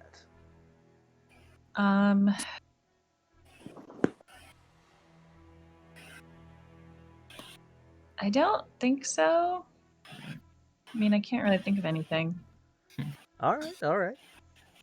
As we approach the curtain call, I remember asking about this previously, but have you an idea now of what you might wish for your epilogue? From my epilogue? Once this whole ritual is behind us, what would you do? I mean, I guess I've been thinking just something that Levant said earlier kind of stuck with me. How we can't do anything to stop these things from happening. I don't know. I was just thinking maybe we can. Maybe there is a way if you know what to look for. Oh, certainly. Rituals can happen, yes, but oftentimes the humans trapped are lacking in information, knowledge, and experience in order to perform properly. Right. Further, there are demons who, like the Widow, may have their own designs outside of these performances. They have their own scripts that do not benefit your kind at large. Kidding. Refresh my memory though. Bookie did tell us. She did tell us something about what would happen to us when it was over, right? Yeah, Bookie and Wretched have explained, loosely at least, about the nature of forgetting. That these rituals tend to gloss themselves over in the minds of the people who are dealing with them. Okay. But some people do remember at least some details, and it Yes. can vary how much. It can vary. It can vary how much. Some people can remember perfectly. Others can only remember scant things and have to fill in the blanks themselves. But memory, it is a notable thing, and this might be something that Wretched would know, just because of everything, because of who Wretched is. Okay, I That couldn't remember. Yeah. There has been an upswing in people remembering within the recent years. Okay, I just couldn't remember if Bookie had told us something. I did lie. Had told us a mistruth about that. She had did. lied. Then I corrected it. Okay. Okay, I couldn't remember. At first, it wasn't actually a full lie, and then I made it a full lie.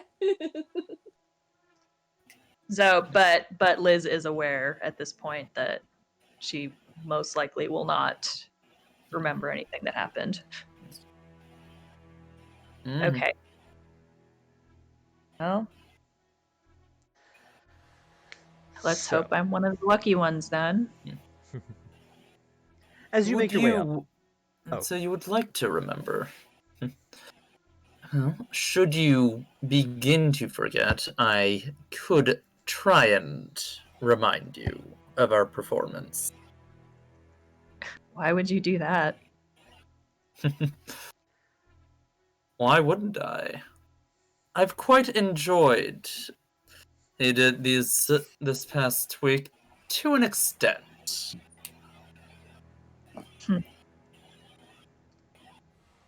Glad we're entertaining for you.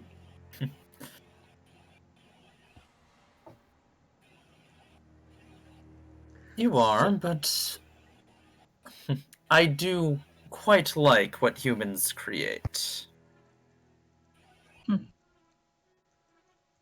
Well, I suppose there's... Yes. And so, perhaps a fondness for the humans themselves at times. Thanks.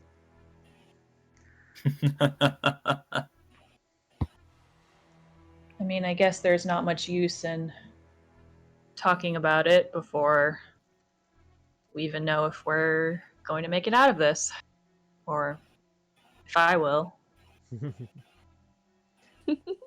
If Oliver will, if any of you will.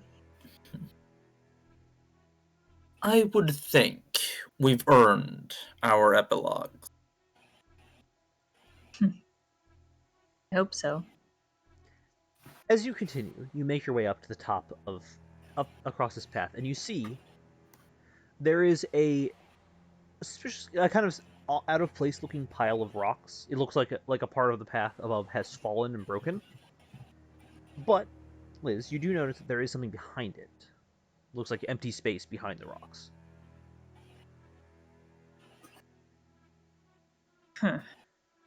Empty space.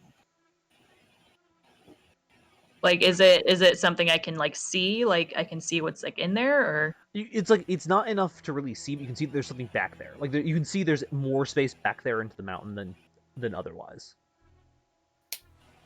It's not like it's not resting on a mountainside. It's resting on top of a gap in the mountain wall. Okay. Is there any way I can like go back there, or? I mean, you can just move the rocks. Try. Okay, I'll try. All right, give me a physical athletics test at TN8, please. Wretched, upon seeing what Liz is doing, will also try and assist through manifest. All right, that'll reduce it down to TN7. 7. Okay.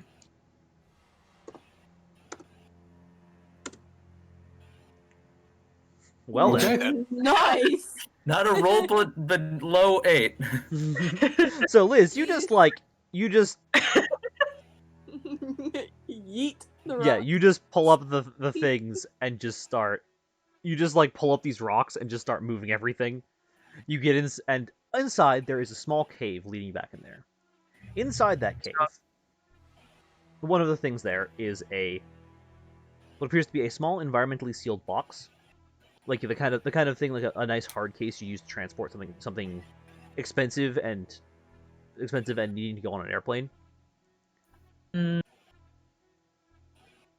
And then so there's a nice hard case, Uh-huh. and on top of that, there appears to be a small little podium it's sitting on. A little warped piece of... You're not sure what it is. It's oddly... It does remind you of something, though.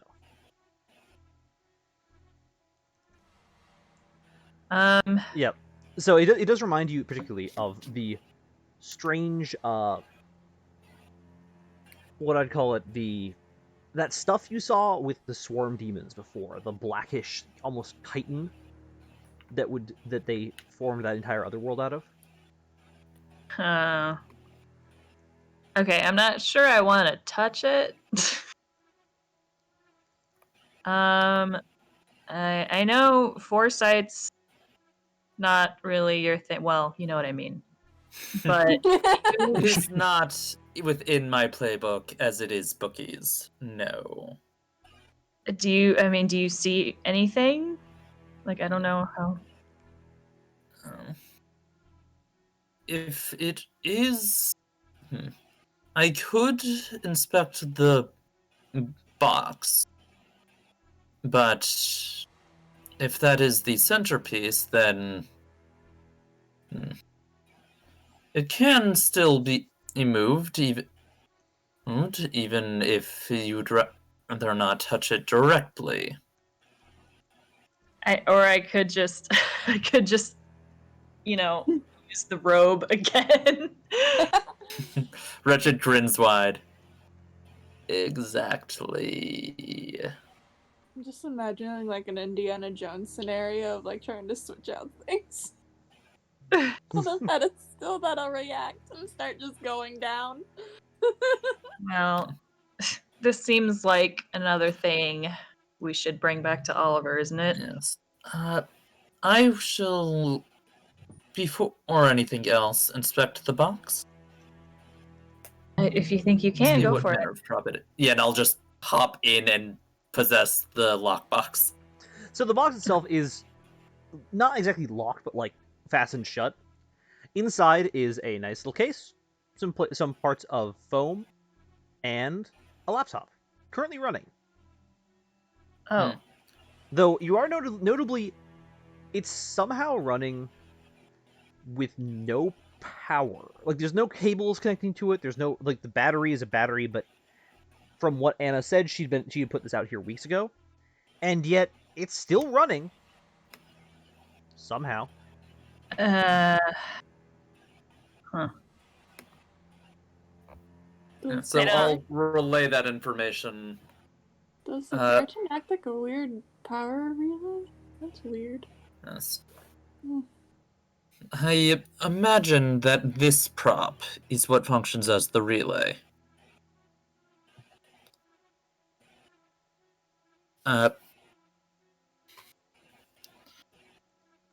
Given that, I could dismantle it, turn it off. I guess, how is this? Is this atop the chitin pedestal? The case or the... Yeah, so the case is on top of the pedestal. I mean, if you think you can, go for it. Let's... So I guess I'll move from the case itself to the actual computer. All right. Yeah. So the computer itself is... So you're moving into the computer?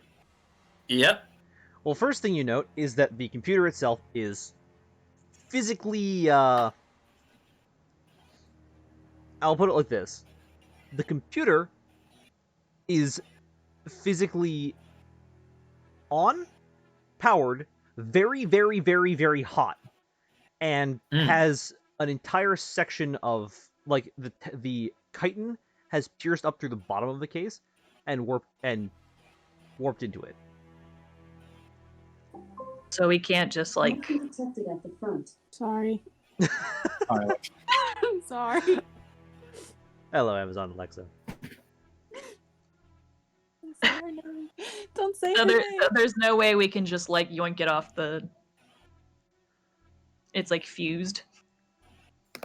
It's like you can't yank it off. It is fused, but it's also that might be how it's doing the power or not. You're not really sure. It's really, really weird looking.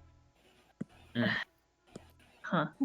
And so I assume that I cannot dislodge it, or doing so would just be breaking that piece off. Possibly yes, or possibly just breaking the laptop in half.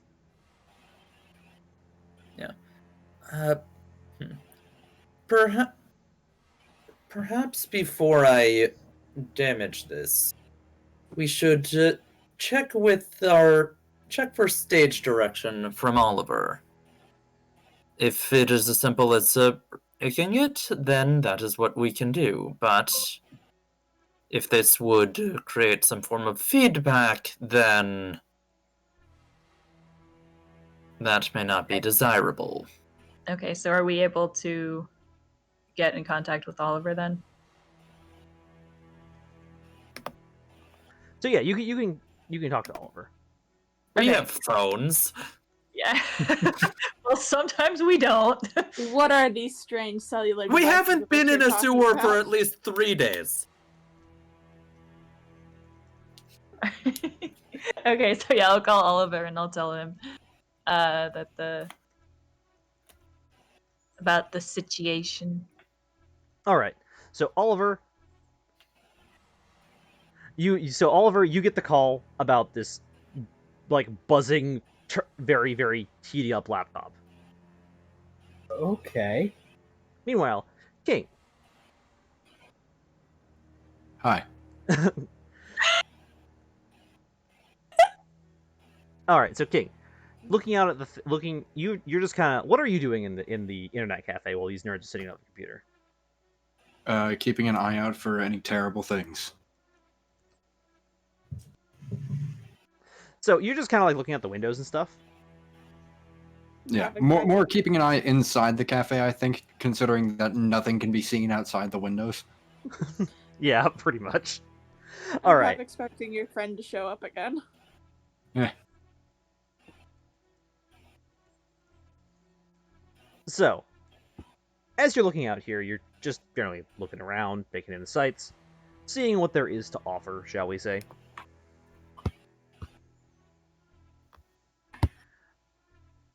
All right. King? Yeah. Would you roll me a manifest test at TN5, please? Oh god.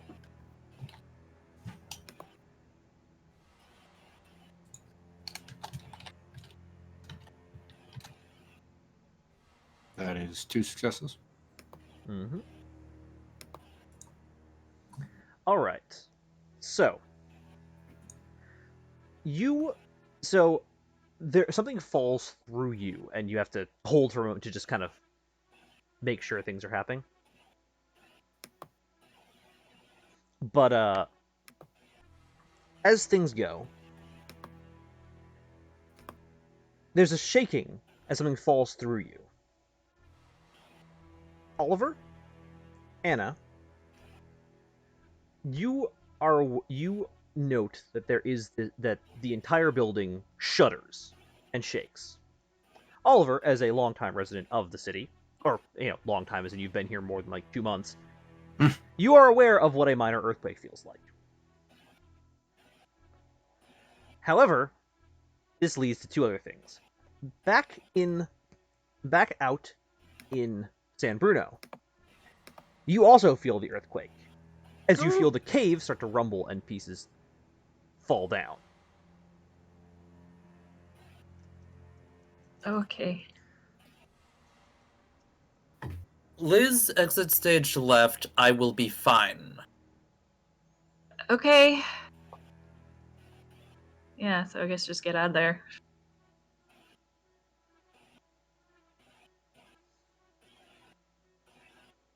Yes. All right, so yeah, you head out of the cave to see the whole place shaking, small rocks falling down.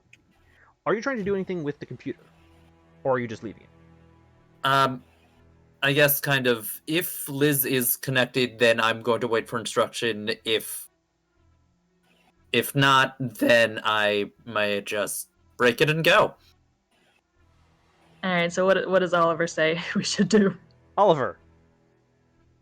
Yeah, that, can I attempt to get into the laptop, or is it... You can probably give Richard instructions, but we haven't really been able to plug anything in. I guess, is it wirelessly accessible via, on the It is wave? not. In fact, it is... The whole thing, you're not sure how it's running, if at all. The heat might be something part of it. Okay. So... Yeah. Maybe just... do what you think is best. And get out of there, presumably. Okay, Richard's going to break it and then try and leave. Alright. So, how are you going to break it? You're just, like, manifesting it and then trying to, like, snap it in half? Yeah. Or even, like, I am currently possessing the computer. Can I not just rip it apart internally from there? Alright, give me a manifest test at TN9. It's actually quite difficult to, like, tear stuff apart while you are manifesting it like that in that way. Ah. Well, okay. 5d10. Nope. Okay, 5d10. You have... Oh, 4 through 2. oh yeah, because you have the second manifest. You almost got us straight. Alright. Yep. So, you attempt to break it, but it just isn't enough. The metal of the... Like, this is a nice metal laptop. It's not exactly easy to just snap in half. If it was like a cheap netbook, you could break it like tissue paper, but, you know. Okay, so I guess I would probably have more luck from outside. Mm-hmm. So you like hit it as the cave rumbles again, and you see, and it starts to, there's little bits that start to collapse in. Mm-hmm. So you're just heading outside. I guess. Well, I need to make sure that the computer breaks, and I don't really need to worry much about falling rocks. So, I guess. Can I, if I leave the case, can I just open it, grab the computer, and then try and just smash?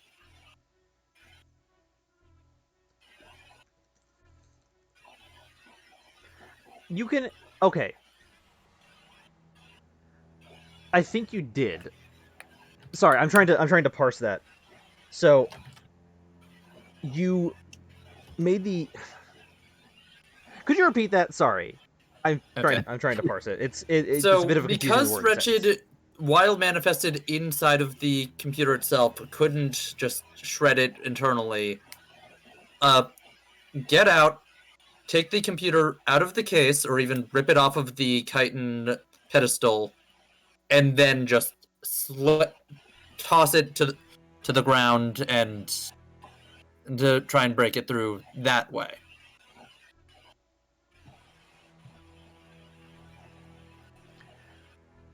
I'm sorry. Could you repeat that again? I'm trying to figure. This is a weird action, and it's a weird kind of setup to do. For computer at floor.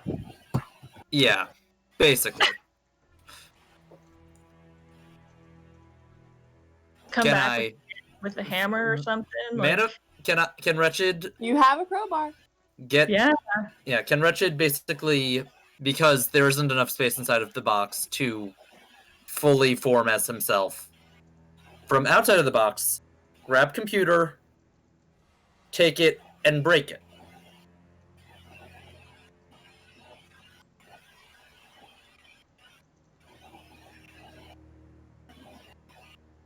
What a situation.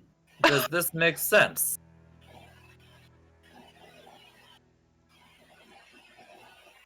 All right. I think broke him. Okay, no, there he is.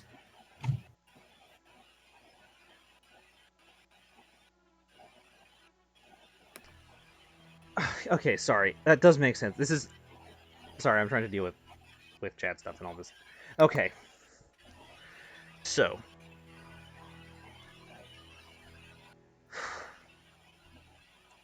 it does give me a. Would that be? What do you think would that be? A manifest test? I have to assume either manifest or grasp. But you are GM. I'm gonna say actually grasp. Yeah, give me a grasp test on this. It'll be TN 8. It's a kind of tricky roll.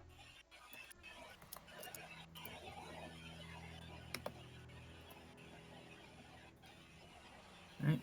3d10, 1d12. So this time I got a success.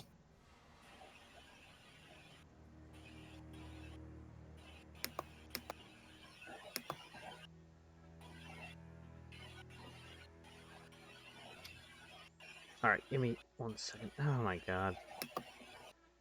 I do not like What this. is happening? Shoko is having an entire episode. Sorry, my like this whole thing's a mess to work with and everything. It's a mess.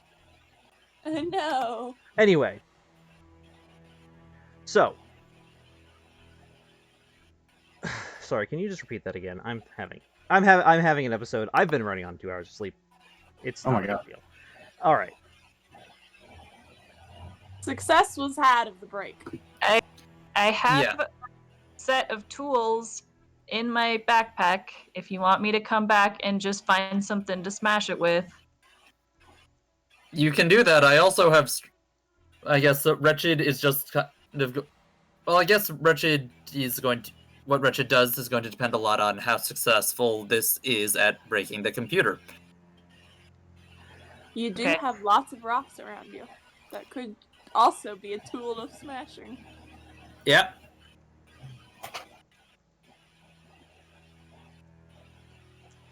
All right. So, God, sorry. This is tool use. Tool use is a manifest. Is not a grass test. It's a manifest test. Tool use is gonna do it. What was the roll? I'm sorry. Wretched, before getting a tool, just kind of tried to rip the computer off from the pedestal and then toss it to the ground to break it. I already rolled. You said it was TN8. I got 1 success. All right. So you do get 1 success there. You do basically what happens there is you pull it up and like crack it, and 2 things happen. The first is that the computer lets out a horrifying, shrieking, sputtering of black smoke and red light, and the second is that it violently explodes. Oh, Wretched, would you give me a manifest test at TN 9, please? And this is why, and this is a very good reason that I'm happy I pushed Liz to leave the cave. TN9, I got another success. All right, so you do have 1 success there. So you do manage to pull your arms back in time as the thing violently explodes in a ball of fire. The computer is destroyed. The cave is now smoldering and smelling of a combination of sulfur, ozone, and blood. You probably caused some kind of horrible occult backlash there, but something weird happened. Regardless, Blood? yeah, it just smells like blood. You don't know why, it just smells like blood. Oh. you broke the creepypasta computer. Anyway. Meanwhile, back with Bookie. Bookie, you've got a demon. You've got the first action. It's also weird because so this demon did not pop up when I did my damn foresight? It did. Your damn foresight told you that it was being thrown. So, no, it didn't pop up. When you did your initial, no, it did not. Which means that it was either outside of your range when it did that, or something else is up. I see. Okay. So I'm going to. You said it has like a computer, or not computer, a camera-like lens of an eye. I'm going to use my hail attack to attempt to nail it right in the eye. All right, give me a hail attack. Your TN is going to be TN 8. Okay. And let me get us into something a bit more. Roll 4d10.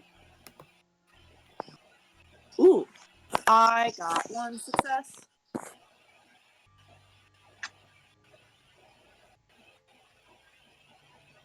All right. So, with that 1 success, you fling your spear, or not fling a spear, you fling a card at the thing, and it starts to snap the cards away with its secondary spear that kind of boils in out of its hand, but you cut into it and it hisses at you.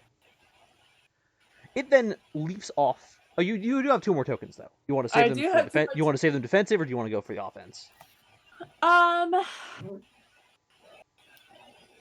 I think this is a weird thing that's going to go on. I'm going to say for our defense for this time. All right. So, the demon then leaps free from the demon.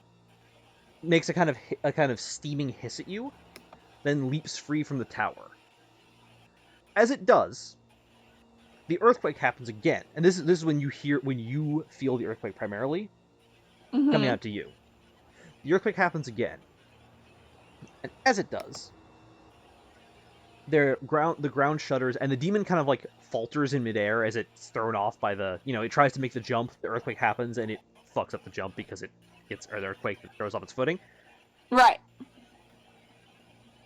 You, in human form, have to kind of struggle a bit to keep on your feet. Give me a manifest test. Actually, it's TN4, but it might as well be worth testing just to make sure. Right. Roll 3d10. I hate typing this out.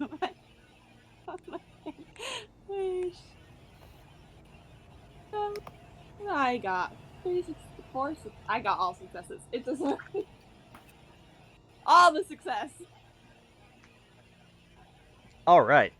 So you keep on your feet, and even like as the demon is landing, you've got a good shot to hit it really hard as it falls. But as it falls, the shuddering continues. This is where, at this point, this is when the laptop in the cave explodes, and this is where the laptop in the cave explodes. And this, Oliver, at this point, a program pops up from you see a pop-up come up from your back door that you've got into the system of Anna's system. Which is very unfortunate. Uh-oh. The pop-up is saying that is executing the program. The signal has gone out. Apparently, whatever happened triggered it early. Oh god, oh fuck. Oh no. Maybe I should have not exploded the computer, but it's fine. Also, what fell through me earlier? Everything's- Was just something from the ceiling because of the earthquake? Oh, yeah. You're in internet. You're in an internet cafe. Nothing fell from the ceiling. A mug fell on you from like the counter. Oh, that's okay.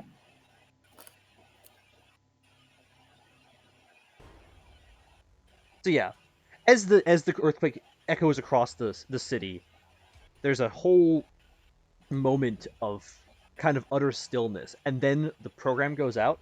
Oliver, you have the ability to try and mess with the code directly, with Anna's part of the code directly. Do you want to risk what that might do? Yeah. Let's Do it. All right. Give me a technology computers test at TN10. All right. And cross your fingers and hope. Oh god.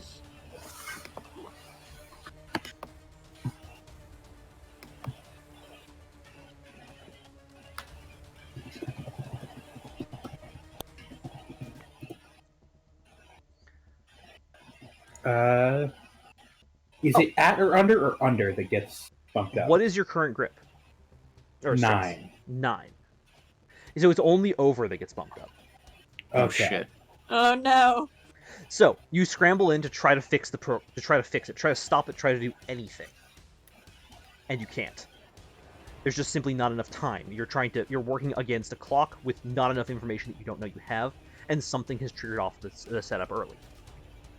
As this happens, you see the screen program. You see screens across. You see a screen in the internet cafe of the one other person who's there, or the TV they have along the wall, flicker as the spider logo begins to appear on it.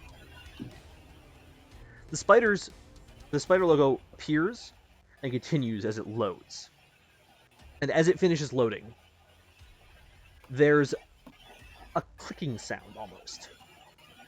As you feel, and all the demons feel. And this is something that Bookie, you feel out on Alcatraz. And this is something that Wretched and Liz, you feel over in San Bruno. Uh-oh.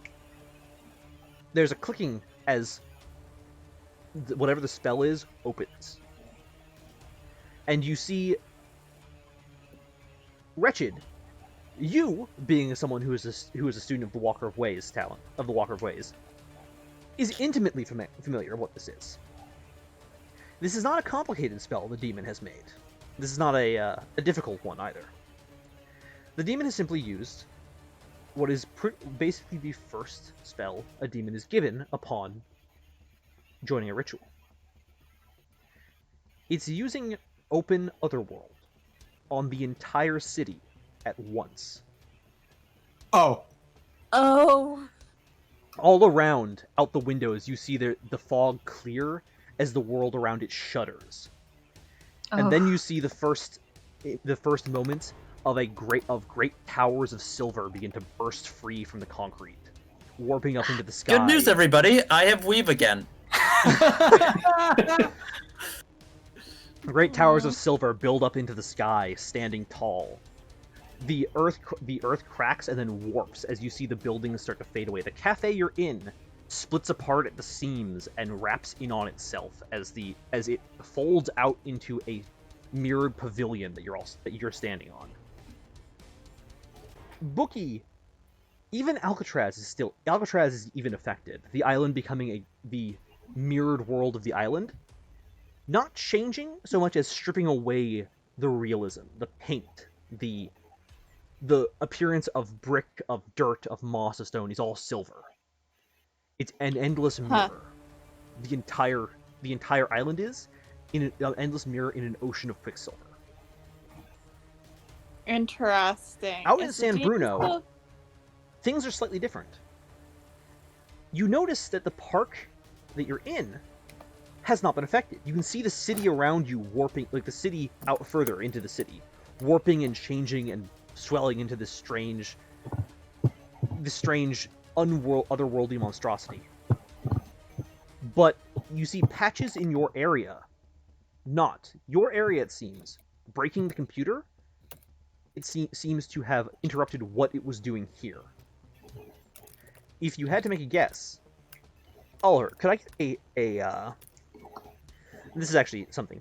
Since you have contact with Liz and Wretched, Oliver, could I get another lore technology test, technology digital test at TN7, please? Oh, that's not a success. No. You're rolling twos. Oh no, that's so many twos. Oh dear. Oh dear. 5, 4, 222. So yeah, you almost have an idea of what might have caused this particular shutdown, but you just did not have it in time. I have one rank in occult. They're also missing a computer. And I know the spell that happened. I think that it's a fairly reasonable theory that because the relay was broken, the effect is a lot weaker here. Yeah, there's a missing computer. Yeah. We need to get to the rest of the troop now. Right. But how? Are there any cars or motorcycles or any type of vehicle here? So, The answer is at the parking lot, not here. Yeah. We're in the so running middle down of to the a parking lot. mountain trip. Yeah. There are none. Or there are, kind of, but they're not. You see, like, the shapes of cars fused into the sidewalk and fused into the stone. They're mirrored, like... If you've ever seen, like, future cars, like the, classical design of the Blade Runner car, the sleek, futuristic thing, right? Mhm. Mm-hmm. That sleek, futuristic thing is kind of bubbling up out of the silvery world of the sidewalk. You know that these buildings, these silver towers, have strings of liquid silver drifting between them, like great pieces of a spider web. Yep.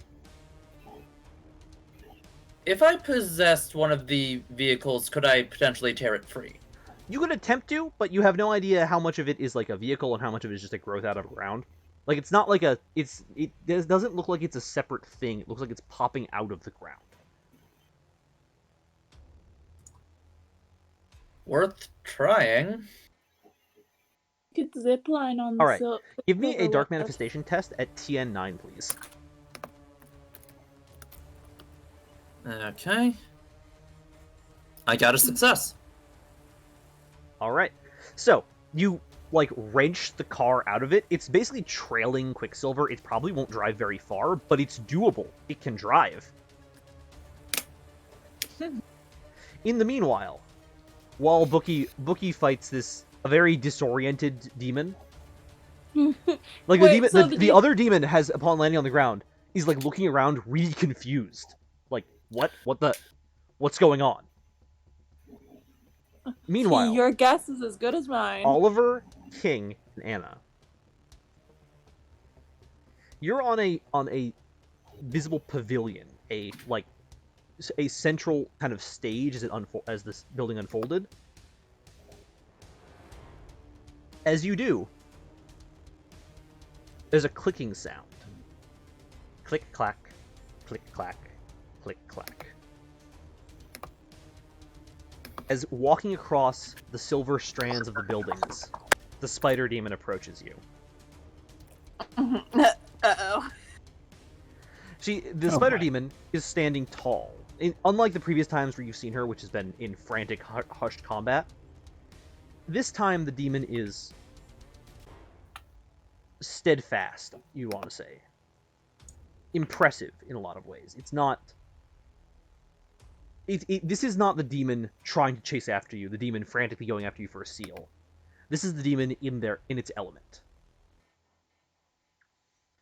It walks down and towards you like an opera singer on opening night, like the prima donna of the stage on opening night. Mm-hmm. Hello. What a pleasure to see you here. Finally. You know I've been waiting. So then, and it raises its forearms out wide. You're here. Let's see what you can do. And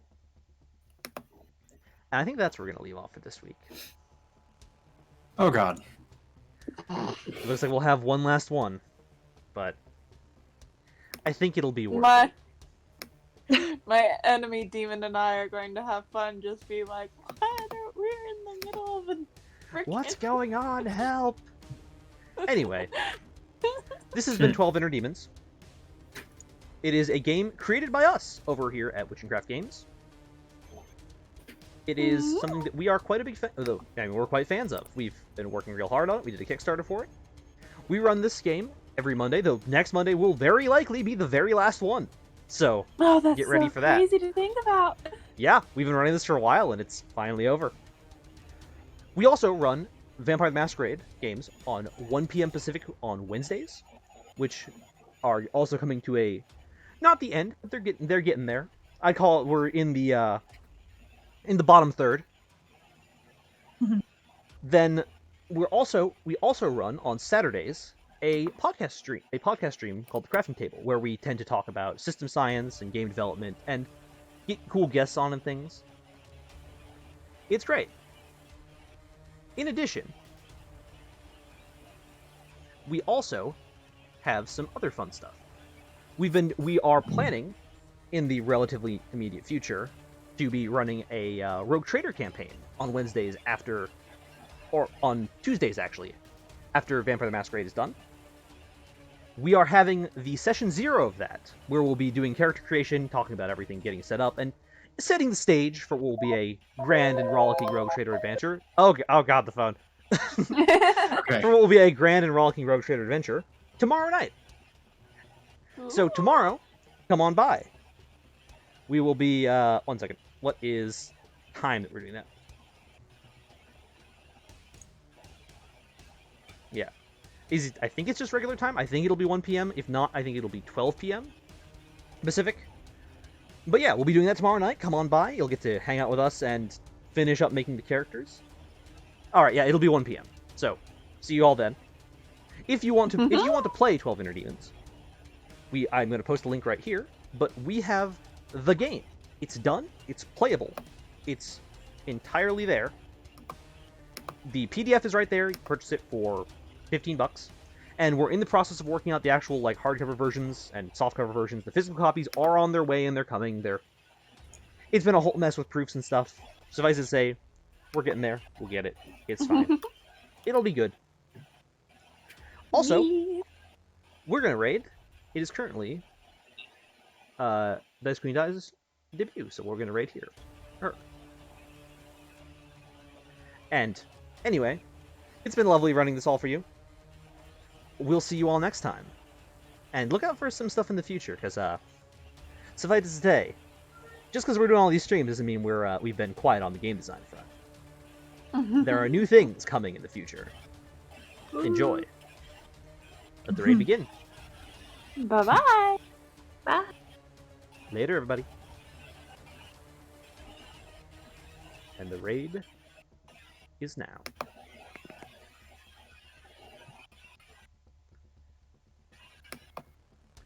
And thus our stream ends.